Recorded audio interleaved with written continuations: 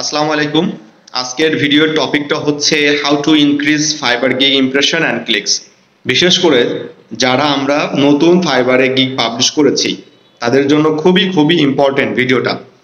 আপনারা যারা হচ্ছে ইউটিউবের ভিডিও দেখে গিগ পাবলিশ করেন, এটা ডেফিনেটলি একটা গুড প্র্যাকটিস যে আপনি নিজে চেষ্টা করে ভিডিও দেখে গিগ পাবলিশ করছেন। একটা জিনিস দেখতে হবে যে আপনি যে ভিডিওটা ফলো করছেন এই ভিডিওটা আসলে কি রিসেন্টলি নাকি এটা 2021-22-এর ভিডিও।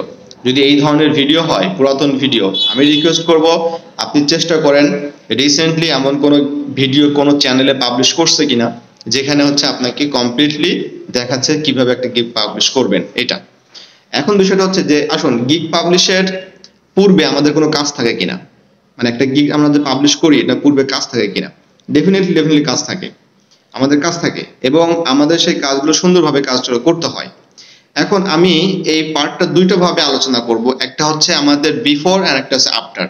তার মানে গিগটা পাবলিশে ক্লিক করা পর্যন্ত আমাদের যে একটা দায়িত্ব আছে এটা আমাদের করতে হবে, আর আফটার হচ্ছে পরবর্তীতে ফাইবারের কিছু দায়িত্ব থাকে সেটা ফাইবার করবে।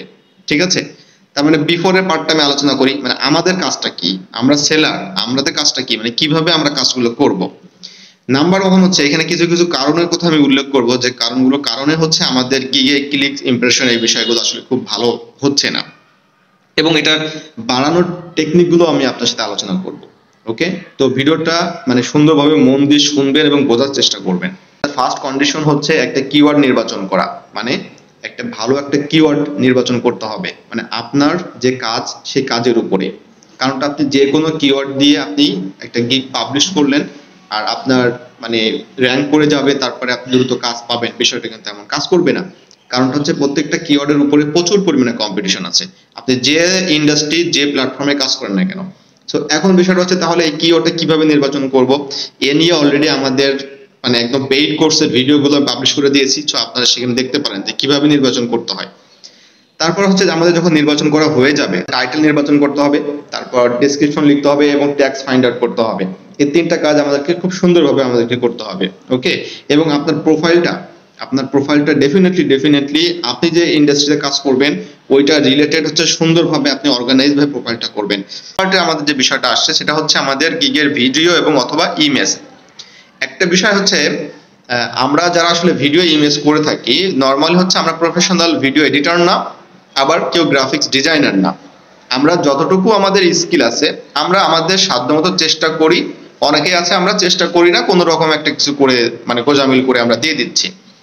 অনেকে আমরা চেষ্টা করতেছি ক্যানভা দিয়ে আমরা সুন্দর করে ইমেজটা ডিজাইন করার চেষ্টা করতেছি। বিভিন্ন টিউটোরিয়ালস আছে, আমাদের প্লেলিস্টে আমার ভিডিও আছে, আপনারা দেখবেন সেই ভিডিওগুলো।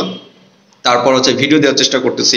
এখন সেটা হচ্ছে এই যে ভিডিও এবং ইমেজের ক্ষেত্রে হচ্ছে ডেফিনেটলি আই ক্যাচি একটা ইমেজ আপনাকে ডিজাইন করতে হবে। এখন আই ক্যাচি কিভাবে ইমেজ ডিজাইন করবেন বা ইমেজটা কেমন হবে এই বিষয় নিয়ে, আচ্ছা এই বিষয় নিয়ে হচ্ছে ডেফিনেটলি আপনি কাজ করবেন কোথায়, ফাইবারে সার্চ করবেন।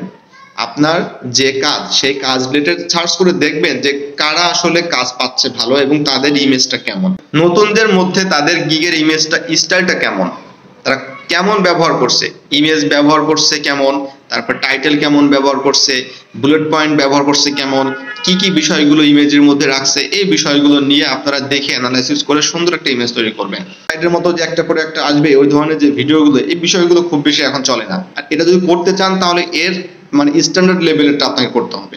ওকে, আচ্ছা এখানে আসা যাক, তাহলে আপনি ইমেজটা সুন্দরভাবে করতে হবে আমাদেরকে। আর আমি তো পূর্বে বললাম টাইটেল, ডেসক্রিপশন, ট্যাগস কথা, তারপর ভিডিওর কথা বললাম। এখন বিষয়টা হচ্ছে যে এইগুলো আবার এসইও করতে হয়, মানে ইমেজ এসইও করা যায়, ভিডিও এসইও করতে হয়, অনেক কাজ আছে। মানে একটা গিগ আপনারা হচ্ছে অনেকে আছে যে 2 ঘন্টার মধ্যে পাবলিশ করে দেন, আসলে 2 ঘন্টা না, এটা নিয়ে আমি অনেক আলোচনা করেছি। একটা গিগের মানে রিসার্চের পিছনে মোটামুটি আপনাকে 4 থেকে 5 দিন সময় দিতে হয়। একটা কোশ্চেন আছে যে আমরা আসলে ভিডিও দিব নাকি ইমেজ দিব, আপনি দুটাই দিতে পারেন, অথবা ইমেজ দিতে পারেন, ভিডিও দিতে পারেন, বাট যেটা দিবেন ভালো দিবেন। আর একটা বিষয় হচ্ছে যে আপনি ফাইবার যেটা বলে থাকে যে আপনি যদি ভিডিও দেন তাহলে হচ্ছে এখানে কিন্তু আপনার ইমপ্রেশনের যে বিষয়টা আছে এটা অ্যারাউন্ড হচ্ছে এক্স্যাক্টলি আমার মনে নাই, বাট এটা হচ্ছে আপনার 74% বা সামথিং হচ্ছে আপনার কিন্তু ইমপ্রেশন ক্লিক বেশি হবে, এই বিষয়গুলো কিন্তু ফাইবার বলে থাকে। এটা নির্দিষ্ট পার্সেন্টেজ আছে, এক্স্যাক্টলি আমার এখন মনে আসছে না, তো আপনারা এটা দেখে নেবেন যখন গিগটা পাবলিশ করবেন। সো আচ্ছা এরপর আমাদের কাজটা কি, এরপর আমরা সুন্দরভাবে গিগটা পাবলিশ করলাম, এরপর আমাদের আর কোনো কাজ আছে? আচ্ছা, এরপরে আমাদের আরো কাজ আছে, যে কাজগুলো আমাদেরকে আসলে পরবর্তীতে করতে হয় গিগটা পাবলিশ হওয়ার পর। সেই কাজটা কি? এই কাজটা হচ্ছে আমাদের সোশ্যাল মিডিয়া মার্কেটিং করতে হয়। যারা করছেন না, ডেফিনেটলি শুরু করেন, মার্কেটিং শুরু করেন।